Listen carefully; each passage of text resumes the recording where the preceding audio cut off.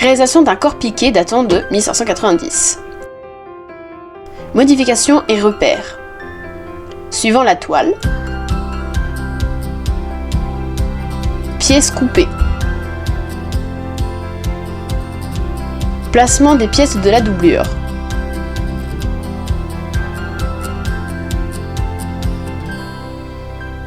Assemblage avec la doublure. Coulisses pour les baleines.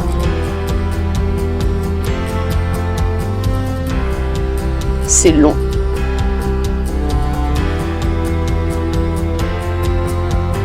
C'est super long. Et voici le rendu.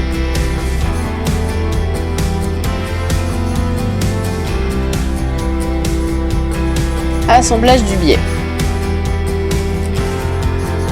On coupe les baleines.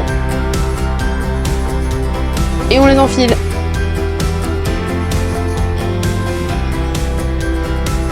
On remercie le papa qui était à côté en train de couper.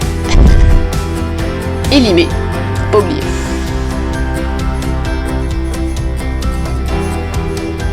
Voici le rendu avec les baleines. Et le busque au centre, en bois. Très important pour le maintien droite. Étape de fin. On réalise à la main les œillets pour pouvoir passer le lacet.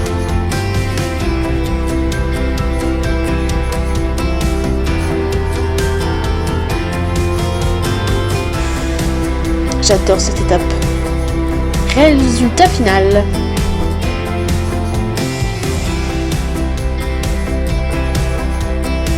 Vertugada en bourrelet.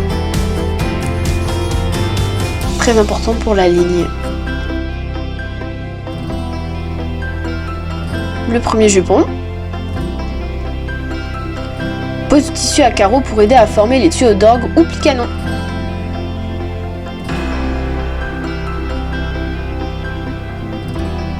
Il y a beaucoup de longueur. On est sur environ 8 mètres. C'est long comme beaucoup de choses durant ce projet.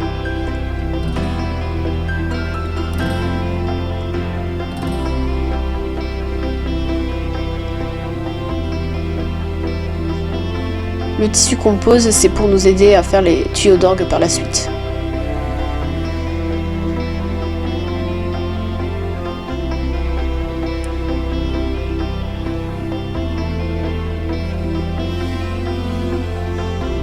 Pose des épingles. Et on va passer sous la machine. Assemblage.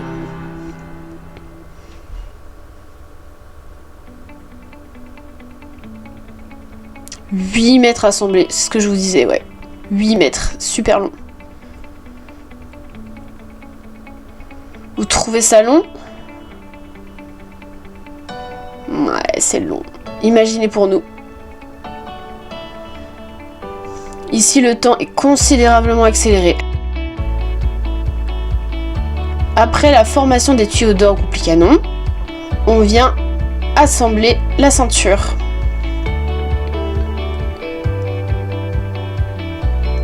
Sans aplatir la tuyau d'orgue, bien sûr. Sinon, le rendu n'est pas bon. Surtout historique. On passe de 8 mètres à 70 cm de tour de taille. Ensuite, on pose des perles, car celui-là est le jupon le plus orné. Le deuxième est beaucoup plus simple, parce que oui, il y en a deux. Vous pouvez le laisser apercevoir ce jupon, c'est pour ça qu'il est orné, c'est celui qu'on peut du coup voir. Parce que oui, vous pouvez quand même voir certains jupons. Faut pas oublier que les jupons sont considérés comme des sous-vêtements. On remercie la patience de Marion. Le deuxième jupon. Donc là, on voit vraiment les étapes de réalisation des tuyaux d'orgue. Donc on a 3 rangées de fils.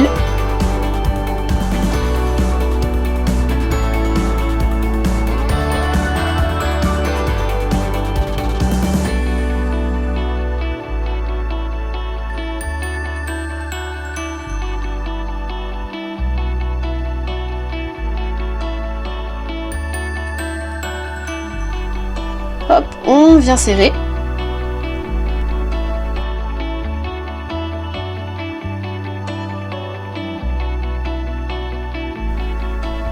Et on fait des nœuds là où on doit reprendre le fil, parce que bien sûr on a des fils qui ne sont pas assez longs.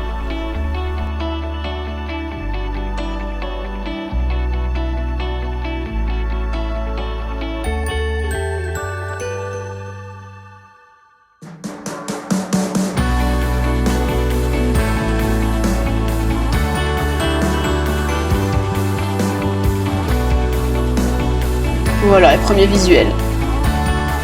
Ensuite la ceinture, vraiment comme même principe que les ceintures modernes.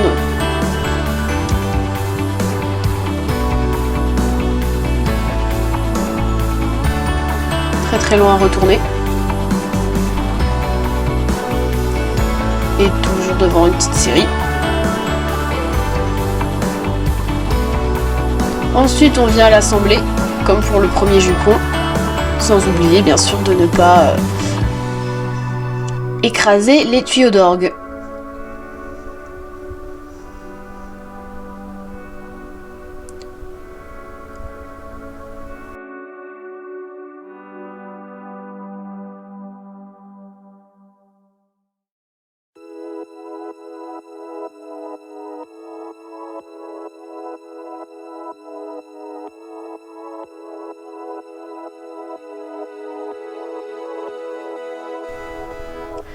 Et voilà le premier visuel du jupon. Donc là, le bas n'est pas fini, bien sûr. Et là, il est terminé. Premier essayage sur Marion. On a le droit à son petit déhanché. Et comme ça, vous pouvez bien voir la silhouette très typique de cette époque. Et ce qui nous a permis du coup de voir les premiers défauts. Et voici donc la première couche de sous-vêtements terminée. On a la chemise, le corps piqué, le vertugardé en bourrelet et le caleçon. Et là on est sur la reproduction d'un patron historique à échelle réelle pour faire le corsage de la robe. Je vous mettrai en description le titre du livre dans lequel on a extrait le patron.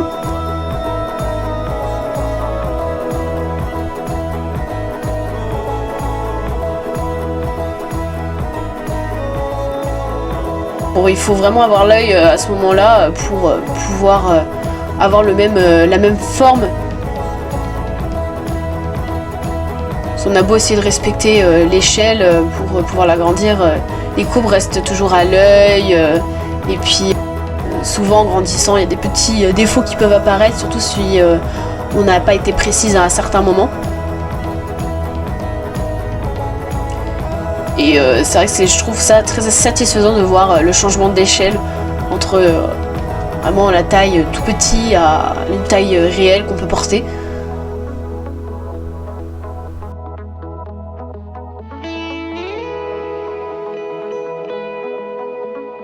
Et on découpe pour faire ensuite une toile. Parce que bien sûr, il faut toujours vérifier le patron.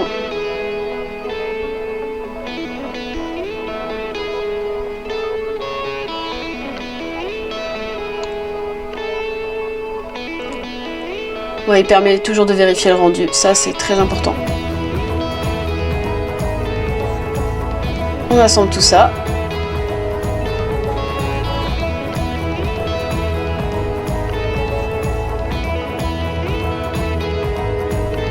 Donc la toile en général est en coton blanc, mais on peut le faire avec n'importe quel tissu. Et voilà, on peut voir que du coup il y a pas mal de choses qui ne vont pas, d'où l'importance de faire une toile. Les épaules, la ligne d'épaule est beaucoup trop longue et le tour est trop long. Ensuite on passe au placement. Donc là on a les manches de soie blanche, les premières couches de manches. On bâtit toujours, surtout de la soie. Et là on a le corsage, les manches ouvertes et la jupe qui sont en satin cramoisi. Et on a du coup le tissu qui donne l'illusion de gaze. Donc là on a toutes les pièces du corsage.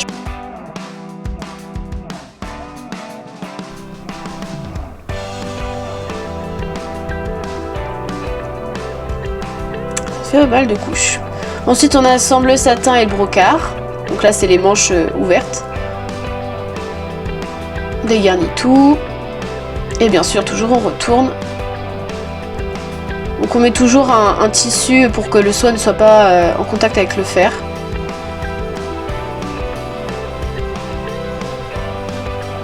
Et on réalise les tuyaux d'orgue sur les manches. Oui, il y en a au niveau des épaules.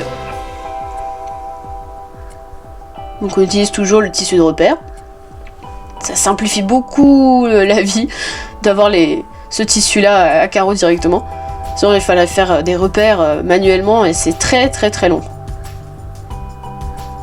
Hop, et on assemble le corsage. Voilà le premier petit rendu. Là, il n'y a pas tous les ornements et tout n'est pas attaché ensemble. Et on vient coudre après la passementerie illusion d'or qui sera autour des manches, au niveau du corsage, qu'on trouve aussi en bas du premier jupon. La passementerie est cousue avec des points de haut en bas et à la main comme avant. Les grands assemblages sont réalisés à la machine, sinon ce serait beaucoup plus long et fastidieux. Peut-être qu'un jour on en fera un totalement à la main. Mais pour l'instant on avait choisi de faire vraiment les finitions et l'ornementation à la main pour avoir vraiment un rendu historique. Même si il n'est pas 100% historique bien sûr. Hop, et on a le premier essayage.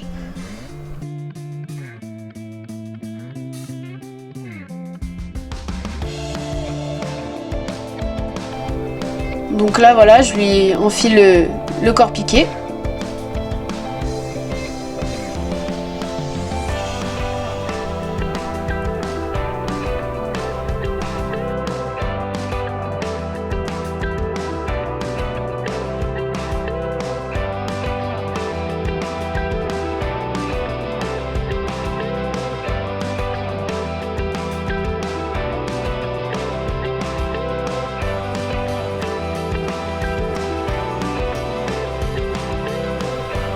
On a le rendu, donc vraiment le buste qui écrase le devant.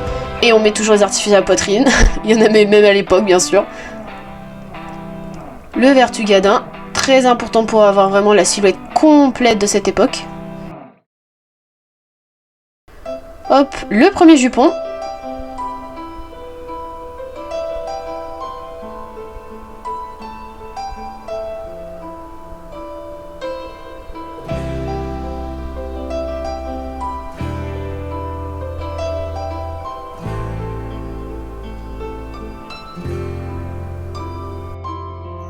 On peut voir du coup qu'il y a encore des petites modifications à faire sur le jupon au niveau de la taille.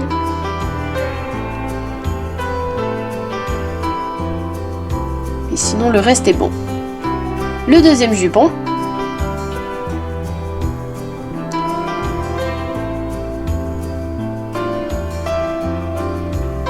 Donc là on a pu voir qu'il était un petit peu trop long. Mais pour le moment on changeait pas trop parce qu'on voulait voir une fois la jupe terminée la longueur de l'ourlet. Et pareil, toujours un problème au niveau du tour de taille. Mais on a trouvé vite la solution, on a pu s'apercevoir que les tuyaux d'orgue étaient trop serrés, donc on a enlevé tout ça. Ensuite on enfile le corsage pour voir le rendu avec le volume du bas. Parce que c'est important de toujours faire des essayages avec le volume du bas. Avec la manche, une première manche qui est quasiment terminée, puisqu'on a pu voir qu'au niveau de la taille, le corsage était trop long. Il arrivait trop bas. Donc on a pas mal de volume avec la manche, donc c'est comme à l'époque, ça c'est top.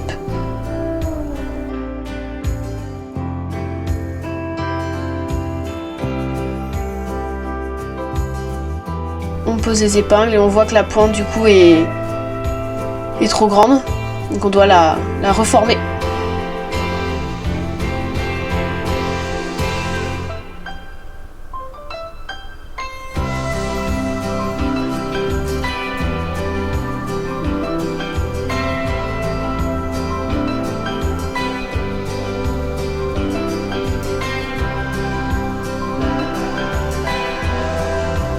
on arrive à un moment délicat, le cou.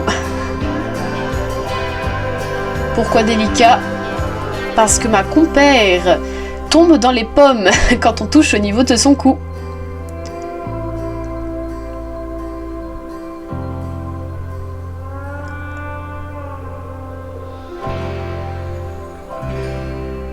Et, important, toujours prendre du recul.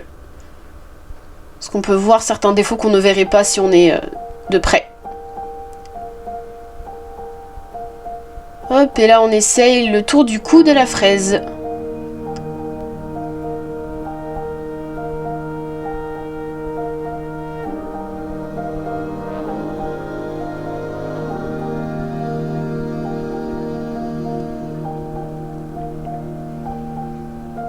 Donc là on voit qu'il manque du volume au niveau de du haut de la manche. Les épaules étaient beaucoup plus mises en avant que ça à l'époque. Donc du coup on va trouver une solution pour remédier à ça. Et toujours aussi essai de mouvement. Pour voir si tout va bien, s'il y a un beau rendu. Et si la ligne est bonne. Ou la silhouette. Et on est parti, on retourne à l'atelier. Donc là il y a la finition vraiment totale des manches. Toujours à la main.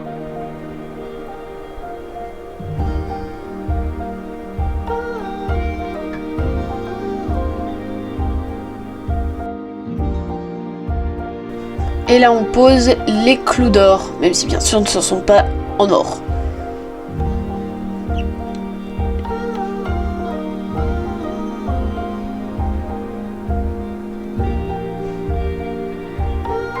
Et voilà le rendu de tous les ornements du corsage. Le corsage prend forme enfin, c'est satisfaisant. Hop, on vient terminer vraiment le corsage complètement avec les finitions au niveau de l'ouverture, ouverture devant et le bas et aussi ainsi que le tour du cou. Il faut toujours faire plusieurs essayages pour se rendre compte parce qu'il peut y avoir des petits défauts qu'on pourrait ne pas voir ou qui est créé avec le reste quand tout est posé. Et on est sur la fraise, réalisation de la fraise.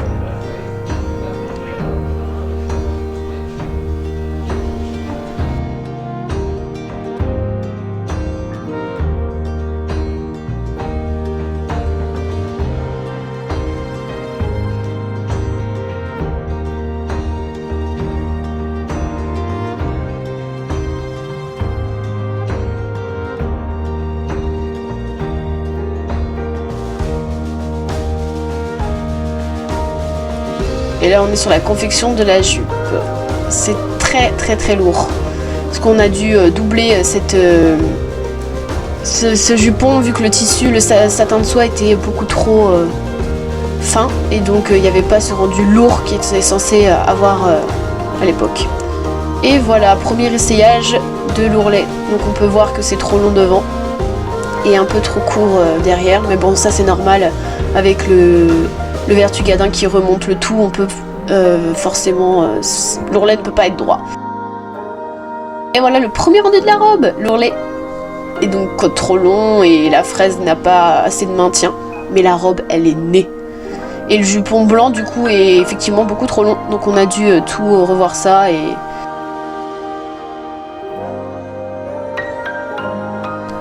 Pour remédier au manque de maintien de la fraise, on a fait une armature en fil de fer, donc c'était une technique utilisée aussi à l'époque. Et là, on a un beau rendu, un beau maintien. La fraise, ça a été un casse-tête. Et enfin, première exposition de la robe, après toutes ces épreuves. Donc au château de Kergrodez. Pas très loin de Brest. Puis entre-temps, on a reçu les bas réalisés par Mel Brest Créa. Merci à elle d'ailleurs.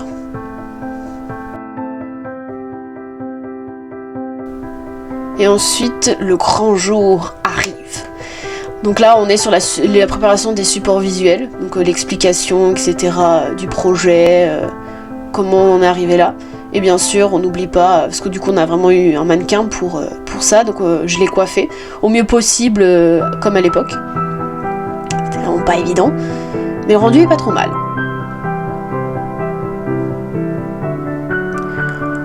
Tout est prêt pour le grand week-end, oui! Et on défroisse la jupe, c'était très très long, et c'est là que j'ai pu voir que la jupe est vraiment très lourde.